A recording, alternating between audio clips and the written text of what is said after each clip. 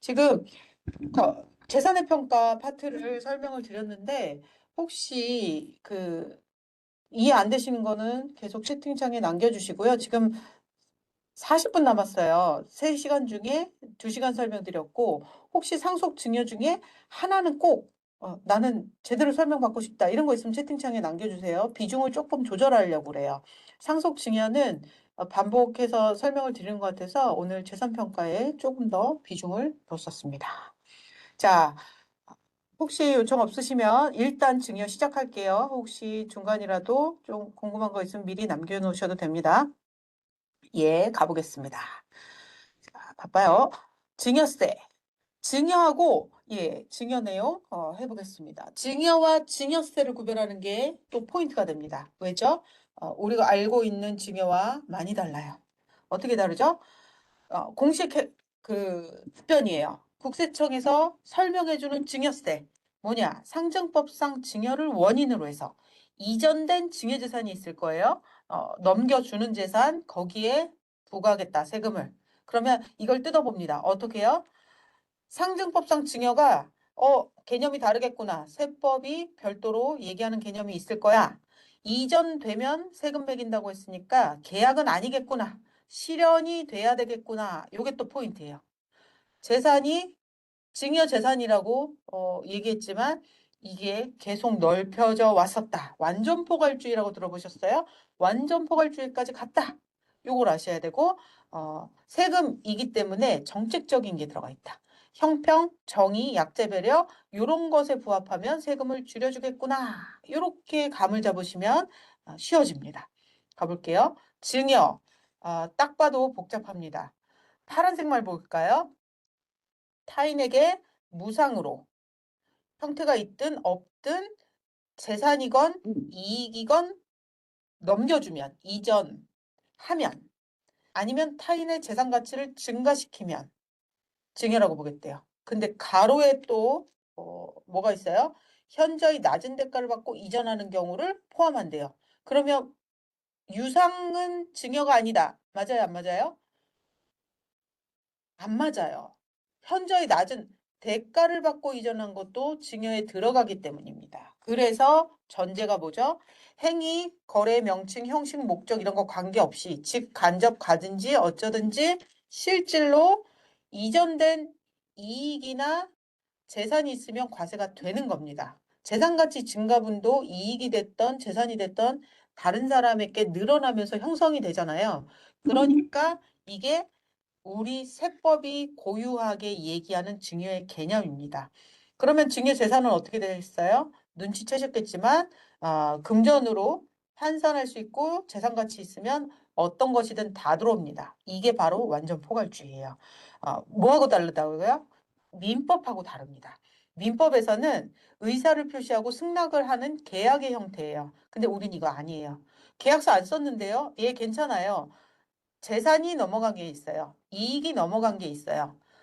노력 안 했는데 가치가 증가했어요. 대가를 줬지만 시가하고 너무 많이 차이 납니다. 그러면 이익이 간 거죠. 이렇게 되는 거예요. 빼주는 게 있어요. 뭐가 있죠? 사실은 빼주는 게 아니에요. 어디로 갔기 때문에? 상속으로 갔기 때문에. 유증, 사인증여. 이거 뭐예요? 유언을 남겨서 너 가져라. 나 죽으면 줄게. 이거잖아요. 신탁에다가 유언을 대신해서 걸어놓죠. 수익자를 사망을 연계로 해서 연속해서 걸어놔요. 그러니까 이거는 또 실질이 사망으로 이전되는 거예요. 그냥 주고 싶어서 주는 게 아니라는 거죠. 그래서 상속세로 넘겨줬을 뿐 어쨌든지 간에 세법의 눈을 이익이나 재산이 가면 증여든 상속이든 과세가 된다. 계약 아니다. 계약하고 관계없다입니다. 자, 그러면 증여 재산 이렇게 저렇게 다 과세한다고 하는데 이거 가능한가요? 예, 그걸 법을 만드는데 10년이 넘게 걸렸습니다. 항상 대제사관들의 치밀한 준비로 뭔가 자꾸 법이 바뀌기 전에 새로운 기술이 나와요. 그러면 그게 과세 형평에 맞지 않기 때문에 과세를 시도를 하죠. 그러면 나중에 거기에 법 규정으로 들어오는 겁니다. 그 과정을 통해서 우리가 원래 얘기했던 그냥 주는 무상이전, 대가를 줬지만 너무 차이 나는 시가와 대가의 차이, 그리고 노력이나 비용을 들이지 않고 재산 가치가 증가하는 그 재산 가치 증가분을 과세해야 되는 큰 카테고리로 정한 거예요. 그리고 나서 그동안 개별적으로 과세했던 여러 가지 특정한 거래나 특정한 재산에 대해서 했던 것을 예시에다가 합해 놓고, 그리고 우리가 과세관청이 다 입증하지는 못해요. 개개인의 호주머니 사정을 모른다는 거죠. 자기만 알죠. 그리고 미리 준비한 것을 잘 해놓으면 찾기가 어려워요. 그래도 형평을 위해서는 과세가 돼야 될 때 입증 책임을 돌리는 법률적인 효과를 주는 겁니다. 그게 바로 추정이에요. 행위한 사람이 증여받은 게 아니라는 것을 설명하세요. 이런 게 들어와요.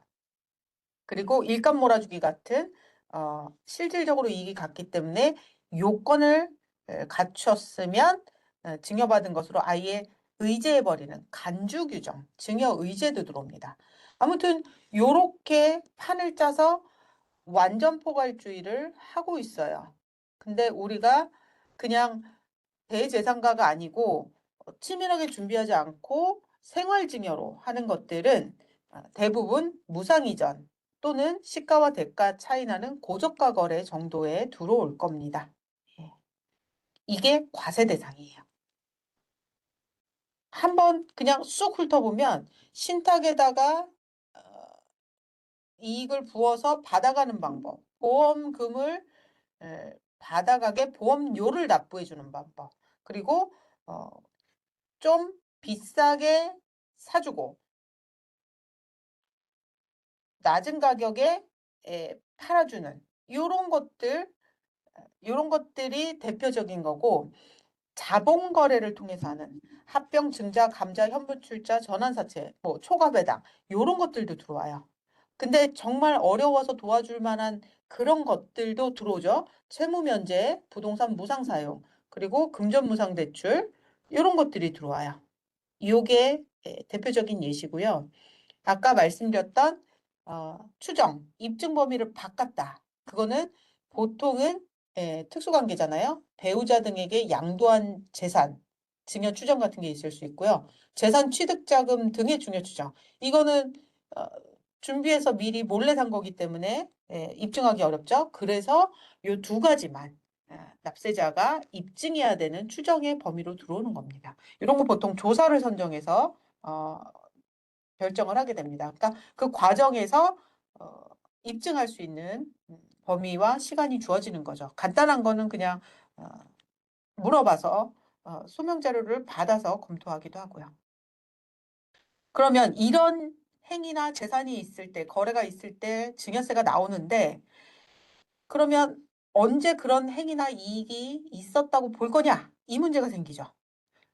과세 대상을 그렇게 어렵게 해놨는데 완전 포괄주의 한다고 조문수도 많게 해놨는데 이거 다 어떻게 할 거냐? 대원칙만 이해하시면 돼요. 이전된 재산에 부과되는 세금이라고 그랬으니까 그 이전의 시기를 잡아오는 거예요. 결국은 수증자가 취득한 때가 될 거고, 이거를 현실 생활에서 포착할 수 있는 게 어떻게 들어오죠? 재산이 인도가 되거나 받아간 사람이 사실상 사용하는 날이 되는 거예요. 그렇지 않고 뭔가 복잡한 거래다, 자본 거래다, 뭐 보험금이다 이러면 어떻게 돼요? 그런 것들은 각각 그 규정에서 설명할 게 이렇게 되는 거예요. 그래서 혹시 혼자서 법을 찾으실 때는 참고하시라고 법을 찾아가는 요령을 익히기 위해서 이렇게 설명을 실어드린 겁니다. 과세 대상을 증여 재산 찾는 조문으로 본다면 이 과세 대상에다가 언제 받았냐, 받은 거 얼마라고 계산할 거냐, 이렇게 매치를 시켰거든요. 법 기술적으로. 그래서 우리가 이런 것들은 무상 이전은 고저가 거래는 재산 가치 증가한 것은 증여 받은 것으로 볼 거야, 그 재산이 될 거야라고 과세 대상을 정했다면 그것에 대해서 취득 시기는 이전된 때로 볼 거야라고 했다는 거죠. 그러면 이제 취득 시기가 이전되는 게 현실상에서 어떻게 나오냐? 인도했거나 사실상 사용한 날이라고 그랬어요. 부동산 어떻게 인도합니까? 떠서 옮길 수 없죠. 등기를 옮기죠. 그러니까 등기는 접수일이 되는 거예요. 왜 또 접수일이에요? 납세자가 할 수 있는 게 접수죠. 등기 명의를 바꾸는 건 등기소 직원이 할 일이죠. 세금 신고도 마찬가지잖아요. 신고서를 입력해 놓으면, 홈택스에 입력해 놓으면 신고한 게 되죠. 우체국에 보내서 보내주세요 하면 보낸 게 되는 거예요. 같은 원리입니다. 주식 같은 것은요, 인도를 받은 게 확인되는 날. 명부에 바꿔놨는데 그날이 더 빠르다. 그럼 그 날짜로 가는 거예요. 이런 식으로 찾습니다. 자, 그러면 계좌에 돈을 넣어줬다. 게다가 그 넣어준 이유가 시드머니 마련이다. 종잣돈 마련해서 나중에 경제적 독립하거라 하면서 초등생부터 고등학교 될 때까지 계속 넣어줬다는 거예요. 이거 질문 제일 많아요. 어, 생활비로 써라, 용돈 써라 해서 용돈으로 쓰지 않으면 시드머니를 마련해라 하고 적립해주는 것은 과세될 수 있습니다. 네, 그래서 각각 입금된 때 과세되는 거예요. 근데 10만 원이라는 소액이기 때문에 공제에도 미달하고 이런 범위가 있을 수 있어서 과세될 수 있다라고 표현하는 것이지 증여세 과세 대상은 맞습니다. 그래서 이런 것을 해결하기 위해서 계약을 하고 정기금으로 처리하는 방법도 있다를 소개시켜 드린 거고요. 국세청에서 공식적으로 용돈과 과세되는 자금 마련의 범위를 이렇게 제시하고 있습니다. 해설서예요. 국세청에서 발간하는 세금 상식 이런 것도 참고하실 수 있습니다. 증여세 그러면 어떻게 계산해요? 계산 구조를 봐야 되겠죠. 받아간 재산, 이전된 재산에서 뭘 빼요? 빼는 게 중요하죠. 우리 세금을 조금 덜 낼 수 있으려면 채무가 있으면 채무를 빼는 거고요. 그리고 공제, 아까 말씀드린 10년 내 5천만 원 이런 정도가 빠질 거예요. 근데 알뜰하게 하면 납부세액 공제 등이라고 해서 여기 신고세액 공제 이런 것들도 좀 추가로 뺄 수가 있습니다. 그런 것들을 활용하는 게 키포인트가 될 거예요. 그러면 증여 재산가의 계산을 해야 재산에서 출발할 거 아니에요. 아까 과세 대상에서 뭘 연결했죠? 취득 시기 연결하고 계산 연결했잖아요. 그 계산이에요. 그러면 과세 대상이 3개가 기본값이었잖아요. 그걸 따라가는 거예요. 무상이전. 그러면 무상이전은 통째로 넘어갔죠. 그 재산의 시가. 그래서 시가평가한 거예요. 고저가 거래라면요. 대가를 조금 주고 했다. 시가와 대가의 차이. 그래서 시가평가한 거예요. 기준이 있어야지 비교를 할 거 아니에요. 우리가 흔히 그냥 주는 것보다 고저가 거래에서 3억 원 초과분만 과세하는 게 맞지? 이렇게 얘기하는 그 고저가 거래 이런 거에 해당하는 거죠. 그러면 재산가치 증가했다면요. 상승분만 골라냅니다. 이게 바로 재산가액을 계산하는 방법이에요. 근데 보통 통으로 주거나 부담부증여 많이 하시기 때문에 시가 평가 스스로 해보시고 실익이 있나 보시는 거죠. 자, 그러면 이런 것을 이해하실 수 있게 과세 대상과 취득 시기, 계산 일반 원칙이 이렇게 일반론으로 제시되지 않은 것은 어떻게 돼? 내가 만약에 보험 잘못 부어주면 증여세 나올 때 언제 나올 거야? 이런 게 궁금할 수 있어서 보험금의 증여 예시지만 하나 실어드린 거예요.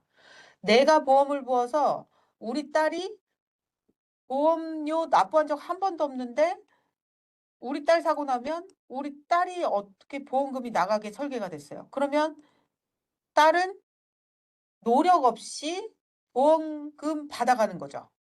그러면 내가 보험 부어서 보험금 타는 거하고 형평이 안 맞잖아요. 그때 과세가 되는 거예요. 어떻게? 보험사고가 발생한 날을 증여일로 보고요. 그때 자기가 납부하지 않은 보험금 수령인이 아닌 자가 납부한 보험료에 상당하는 보험금을 과세한다는 거예요. 100만 원을 붓고 사고가 났어요. 그랬더니 1억이 나왔어요. 그러면 어떻게 되는 거예요? 예. 100만 원이 납부 총액이고 1억이 보험금 총액이다. 그러면 총액 그대로 비율대로 가는 거예요. 1억을 증여받았다. 누구한테서? 엄마한테서. 언제 받았다? 보험사고 발생한 날 받은 것으로 보고 증여세 과세하겠다. 계산하겠다. 이렇게 되는 겁니다. 재산가액 전부 다 세금 내냐고요? 이거 줄이려고 잘 봐야 되는 게 채무랑 공제라고 말씀드린 거예요. 재산가액은 이렇게 계산을 하지만 이런 무상으로 준 재산이 혹시 요런 거에 걸리는지를 보는 거예요. 이재고금품 뭐 이런 거는 우리가 고민할 증여세 범위가 아니니까 고민 대상은 치료비, 생활비, 교육비 이 정도 될 거예요. 축하금, 뭐 격려금 이런 것들도 포함이 돼요. 요거를 잘 보시고 이게 핵심이 뭐예요? 해당 용도에 직접 지출한 것. 그리고 또 하나 있어요. 아주 기본가. 사회 통념상 인정되는 그 범위여야 돼요. 이 두 개가 핵심입니다. 법에 쪼개서 써놨기 때문에 이걸 많이들 헷갈려 하세요. 그리고 더 많이 헷갈리는 것은 생활비, 교육비 어디에 걸리느냐, 이 문구를 어떻게 해석해야 되느냐, 생활비도 피부양자만 줄 수 있고 교육비도 피부양자만 줄 수 있는 거냐, 이런 게 헷갈리는 거죠. 사례를 볼게요. 한기인이 조카가 있어요. 기쁨이. 근데 미국에 대학 가니까 너무 대견한 거예요. 그래서 등록금으로 줬어요. 등록금으로 사용했어요. 그럼 이거 괜찮아요? 여기서 포인트 뭐죠? 조카예요, 조카. 조카면 내 딸이 아니죠. 어떻게 해요? 그 기쁨이 부모를 봐야 돼요. 왜요? 어, 형령상 피부양자 관계를 보기 때문에 그래요. 그래서 정답 보시면요. 민법상 부양 의무자 사이에서는 생활비, 교육비 괜찮아요. 근데 교육시킬 의무가 없는 부양관계가 아닌데 줬다. 이거는 과세됩니다. 그래서 흔히 얘기하는 손자녀 교육비, 아버지 대학 교수, 어머니 국회의원 이러면 안 되는 거예요. 수입이 있잖아요. 직접 부양하는 부모가 있다는 거죠. 근데 그 부양 의무 어디 있어요? 세법에 없습니다. 민법에 있습니다. 그래서 민법상에서 규정하고 있는 것을 차용을 하는데 중요한 것은 생활비든 교육비든 다 걸린다. 치료비만 안 걸린다. 치료비는 형 동생 직접 그렇게 쓰는 범위는 어느 정도 과세되지 않는 범위로 빠진다. 이렇게 보시는 게 안전합니다. 자, 그러면 채무는 어떨 때 빠질까요? 예시는 요 중요도를 가늠하시라고 어, 실어드린 거예요. 채무로 인정되는 그 범위를 요 순서대로 외우세요. 증여일 현재 그 재산에 담보된 증여자의 채무를 인수한 직계 존비속 배우자가 아니라면 특권이니까 입증해야만 이렇게 되는 거예요. 우리 그 날짜가 중요하다고 그랬죠? 그 날짜에 그 재산 중요하다고 그랬죠? 이렇게 일맥상통합니다. 그 날짜 그 재산에 있어야 돼요. 그것을 인수해야 돼요. 이건 당연한 거죠. 인수도 안 했는데 차감해주면 이상하잖아요. 그리고 있다고 하고 나중에 엄마가 갚아줄게 할 수 있잖아요. 그러니까 그러지 않게 형평을 맞추는 게 입증이 들어가는 겁니다. 그걸 헷갈리실 만한 포인트를 예규와 사례로 실어드린 거예요. 그래서 핵심만 딱딱딱 외우면 사례에서 어느 정도 직접 판단이 가능하죠. 자, 넘어갑니다. 그러면 누가 낼까요? 이게 또 포인트예요. 받은 사람이 내는 거 아니에요? 요새는 비거주자가 그렇게 많아요. 외국에서 소득 생활하면서 생활 근거지가 옮겨가 있는 거죠. 주소도 여기 없어요. 재산도 여기 없어요. 비거주자잖아요. 비거주자는 납부 의무가 제한적이에요. 국내 재산만 과세를 할 수 있죠. 왜요? 우리가 남의 나라에 가서 세금 거두면 안 되잖아요. 내국세잖아요. 그래서 그런 거예요. 그래서 이 거주자 판단을 해야 되는데 이건 소득세법 따라갑니다. 소득세 기준을 그대로 따라가고 요런 게 헷갈리죠. 종로에서 거주하는 한부자 씨가 아들이 외국에 나가 있어요. 유학을 보내놨더니 유학 끝나고 나서 거기 현지 기업에 취직해서 이미 3년째 근무 중이래요. 이 사람 비거주자로 보겠다. 요걸 지문해서 의지를 보이는 거예요. 그러면 비거주자한테 거주자인 한부자가 뭘 보냈어요? 해외 계좌에 현금을 보냈어요. 그러면 국내 재산일까요? 아닐까요? 국내 재산 아니에요. 핵심은 비거주자이고 국외 재산이다 이 뜻이에요. 증여세에서 비거주자는 국내 재산만이라고 그랬는데 그러면 증여세 부과되지 않는 거야? 이렇게 된다니까요. 아니에요. 과세가 됩니다. 근데 오타가 났어요. 여러분 이거 꼭 저기 들어주세요. 답이 한부자예요. 근데 뒤에 해설은 국조법 해설이라는 거는 맞아요. 그래서 여기 한수제라고 표기한 것만 한부자로 3번으로 바꿔주세요. 죄송합니다. 이 적용 규정이 증여세 상증법에 없기 때문에 특별히 기억을 하셔야 돼요. 아는 분들은 이걸로 활용 많이 합니다. 연대납부임이랑 연결되기 때문에 그런 건데요. 국외재산 증여를 해주면 내국 국적 상관없죠? 거주자면 국외재산이든 국내재산이든 다 과세돼요. 근데 비거주자가 과세가 안 되기 때문에 과세가 비거주자만 유리하게 공백이 생길 수 있어요. 그걸 국제조세에서 형평을 맞춘 거예요. 그러다 보니 거주자가 납부 의무를 지도록 조율을 한 거죠. 그래서 아빠가 외국에서 취업해서 살고 있는 아들한테 외국 재산 주더라도 아빠가 세금을 부담해야 되는 거예요. 그럼 이걸 또 역으로 활용할 때는 어떤 눈이 생겨요? 돈도 주고 세금도 내줄 수 있네.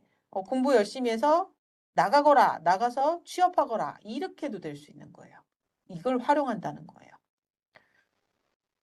그럼 언제까지 신고해야 되죠?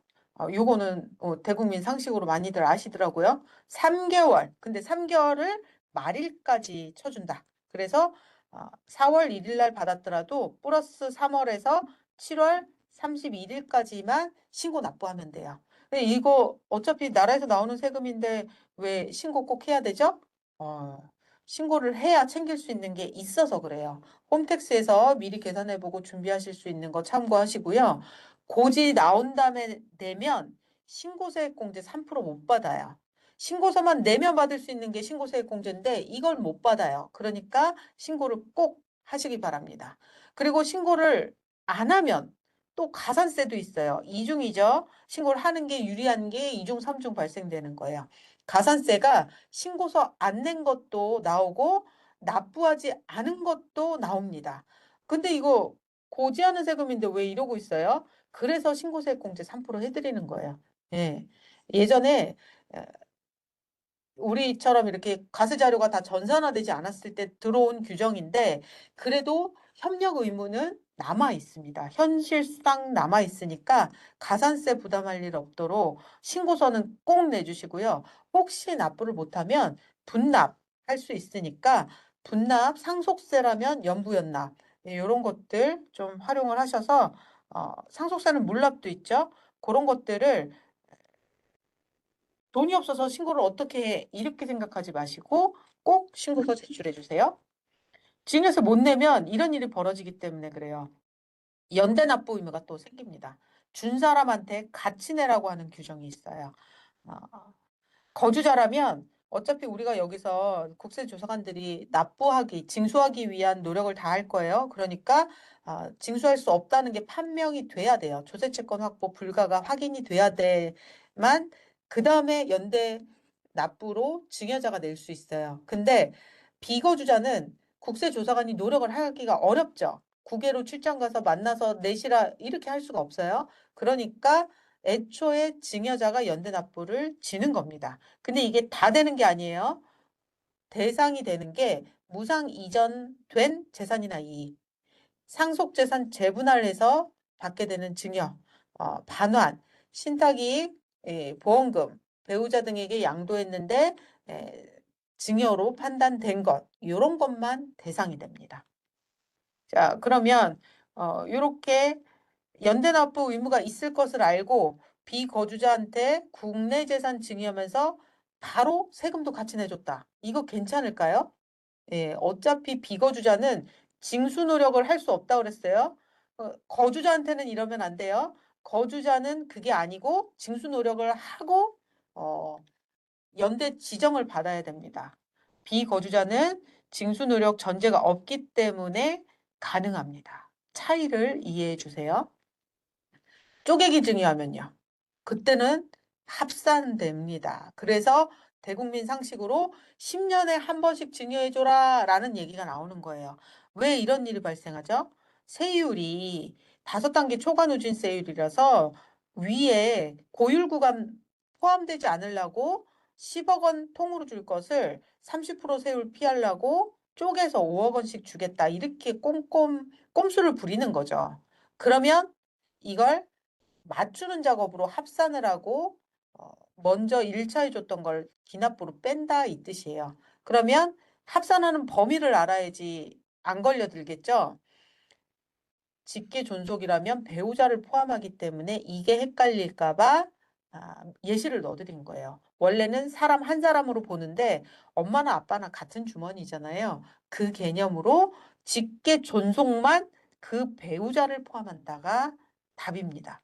근데 재혼 가정은 늘어나는데 재혼 가정을 굳이 합산할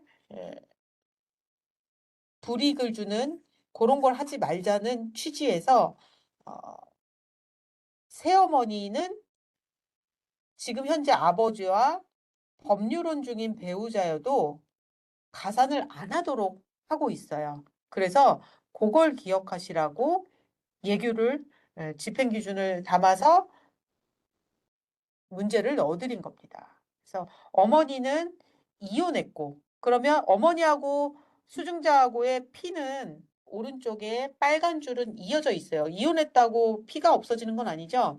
직계 존속은 살아 있어요. 근데 피가 통하지 않은 계모가 직계 존속의 범위에 들지도 않고 직계 존속인 피가 통하는 아버지의 배우자지만 빼준다. 이런 뜻이 되는 거죠. 합산하지 않는 재산은 어차피 공무원하시는 분 아니면 상관없을 것 같고요. 그래서 종전에 10년간의 중요한 내용 어떡할 거야? 어떻게 알아? 그래서 알려드립니다. 요건 좀 참고해 보세요. 증여할 일이 있을 때 혹시 그 전에 걸 합산해야 되는데 기억이 안 난다. 이때 활용하실 수 있어요. 결정 정보를 요청하는 거예요. 그러면 우리 세무서에서 찾아서 알려드립니다. 그렇게 홈택스에서 내역을 바로 보실 수 있거나 아니면 요청하시면 되는 거죠. 자, 증여재산 공제, 요건 좀 알아보셔야 되겠죠. 요걸 활용해야 세금을 줄일 수 있잖아요. 그래서 10년간 한 사람당 매치되는 게 아니에요. 그룹으로 매치가 돼요. 물론 배우자는 한 명이겠지만 존속도 비속도 여러 명일 수 있죠. 그러니까 요걸 이렇게 그림으로 이해하시면 좋겠어요. 위로 존속 역삼각형, 아래로 비속 삼각형. 여기는 5천만 원이에요. 그러니까 이 그룹에 들어있으면 할아버지가 작년에 엄마가 올해 내년에 외할아버지가 이러면 어떻게 잘 계산해야 되겠죠? 어, 기간을 넓히든지 아니면 직계 존속이 줄 수 있는 거 5천만 원밖에 안 되니까 혼인할 때 받는 거예요. 그래서 혼인 출산 공제가 생긴 겁니다. 증여재산 공제가 해결하지 못하는 혼인 출산할 때 자금 마련 방법이죠. 작년에 생겨서 핫했어요. 요거 직계 존속만 된다는 거. 요게 또 포인트예요. 그러니까 5천만 원 다 쓰셨으면 1억 원 받을 수 있는 기간이 넉넉해요. 혼인 전후 2년이라서 4년간. 아이 출산 입양하면 그날로부터 2년간 쪼개서 받을 수 있고 반복해서 또 둘째든 셋째든 받을 수 있으니까 근데 합계 한도가 1억 원이니까 그거 조심하셔야 되고요. 예시가 안 되는 게 요게 또 포인트예요. 예시 페이지 가볼까요? 공제 요건 5번째예요. 거기에 가보면 증여 예시, 증여 추정, 증여 의제는 안 된다고 그랬어요. 그래서 아까 과세 대상에서 예시를 실어드린 거예요. 예시에다가 시간 없지만 페이지를 한번 찾아볼까요? 어, 증여 예시에 해당하는 게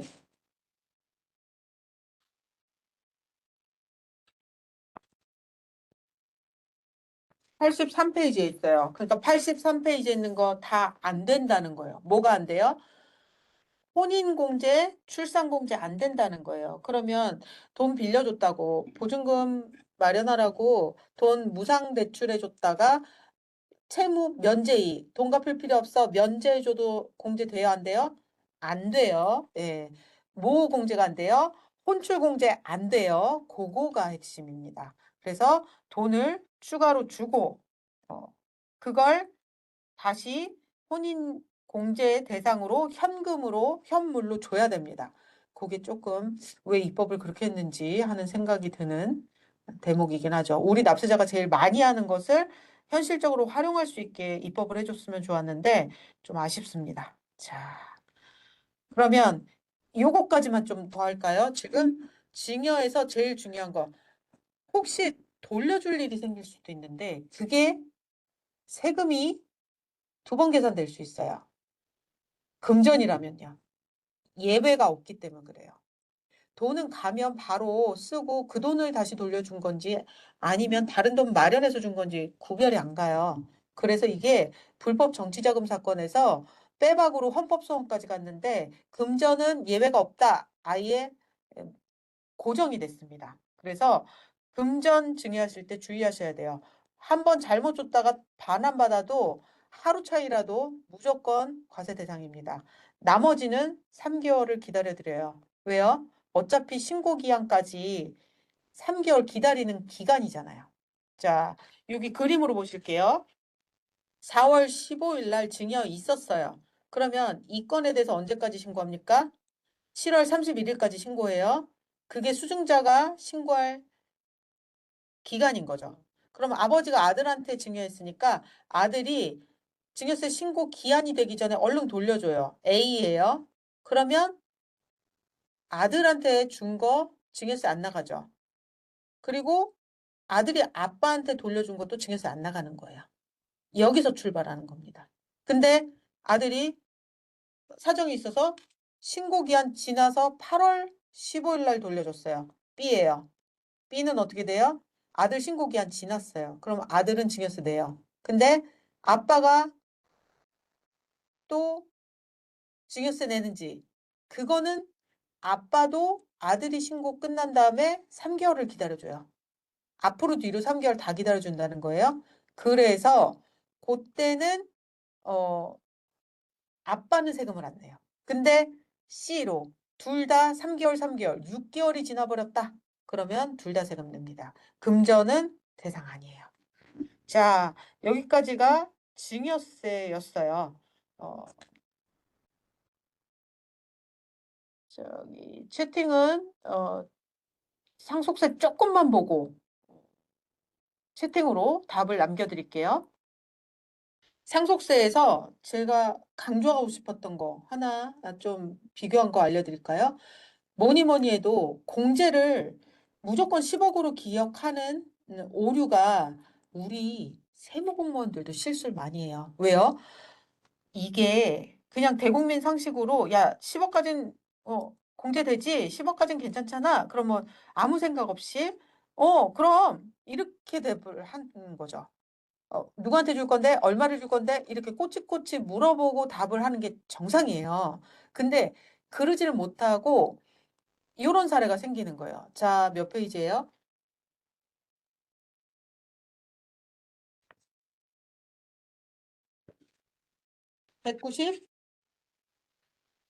196페이지. 자, 최부자 씨 돌아가시면서 동생들 누나랑 동생 챙기고 싶은 거예요. 100억 재산가인데 누나 15억, 동생 15억 띄워줬어요. 그리고 나서 나머지 재산은 특별한 말씀이 없으셨기 때문에 상속인들이 이제 나눠 갖는 거예요. 그랬더니 다들 여유가 있나 봐요. 다 상속 포기했어요. 다라는 건 뭐예요? 응당 받아갈 사람들이 포기했다는 거예요. 응당 받아갈 사람 누구죠? 배우자, 그리고 직계 비속 1순위, 직계 존속 2순위. 예, 나머지는 형제 자매 이렇게 넘어가잖아요. 근데 형제 자매는 이미 받았고 어, 당연받아갈 사람들이 포기했다는 거죠. 이때 직계 비속이 남은 사람이 있네요. 누가 남았죠? 손자녀들 남았어요. 이 뻔히 보이는 계획이 다 보이죠? 손자녀 받아라 이런 의도로 준 거예요. 누가? 자녀들과 배우자와 어머니가 포기해 준 거죠. 그래서 다 포기하고 손자, 손녀가 받는데 이때도 괜찮은 건가요? 공제가 배우자 있고 일괄 공제로 5억 해서 10억까지 공제되는 거 맞아요? 이거 공제 안 돼요. 왜요? 공제에 한도가 있어서 그래요. 요 밑에 요게 그거예요. 그걸 조심하셔야 돼요. 섣불리 나 좀 찾아봤는데 이렇게 훈수 둘 게 아니라고요. 저희도 간혹 실수를 해요. 핵심은 이거죠. 제외하는 게 있어요. 100억 재산 중에서 15억, 15억 유증으로 갔어요. 형제들한테. 그리고 나머지를 누가 가져갔어요? 선순위 상속인이 포기해서 후순위 상속인이 가져갔어요. 여기에 걸리는 거예요. 1번. 선순위 상속인이 아닌 자에게 유증 등을 한 금액. 최부자 씨가 상속공제 한도를 줄여놓고 가셨어요. 100억에서 70억 남겨놓고 가셨어요. 그죠? 15억, 15억, 30억 빼요. 공제 안 돼요. 그리고 선순위 상속인의 상속 포기로 그 다음 순위의 상속인이 상속받은 재산가에 직계 비속이 1순위인데 1순위 중에서 선순위가 빠졌어요. 아들 자녀 때가 빠지고 손자녀 때가 상속받았다는 거예요. 그러면 선순위 상속인이 빠진 걸로 봅니다. 그래서 또 70억이 또 빠져나가요. 영원이 되는 거예요. 이게 바로 상속 공제입니다. 우리 대국민 상식으로 알고 있는 5억, 10억 배우자도 있고 그거하고 안 맞는다는 거. 그런 게 있을 수 있다는 게 제일 상속세에서 포인트라서 여기까지 하고 마무리 드릴게요. 혹시 궁금하신 거 있으시면 채팅창 남기시면 제가 조금 더 남아 있어서 답변 드리겠습니다. 혹시 바로 어디 이동하셔야 되는 분들은 이메일 주소 남겨주세요. 그러면 이메일이나 전화번호 남겨주시면 채팅창에서 확인해놓고 답변 드리겠습니다. 저도 다른 교육이 있어서 5시에는 일어나야 돼서 혹시 지금 질문 주신 이미 주신 분들도 연락처 같이 남겨주세요. 자, 오늘 3시간인데 좀 욕심을 부려서 준비하긴 했어요. 그래도 신청하셨으니까 교재로라도 설명을 드리고 싶은 부분을 좀 욕심 있게 담았는데 들으신 부분 중에서 조금 이해 안 가시는 것은 사례에 웬만하면 다 있을 거예요. 그걸 좀 한번 잘 내 거다 생각하고 보시면 도움이 될 것 같습니다. 자, 장시간 고생하셨습니다. 또 내년에도 뵙겠습니다. 고맙습니다.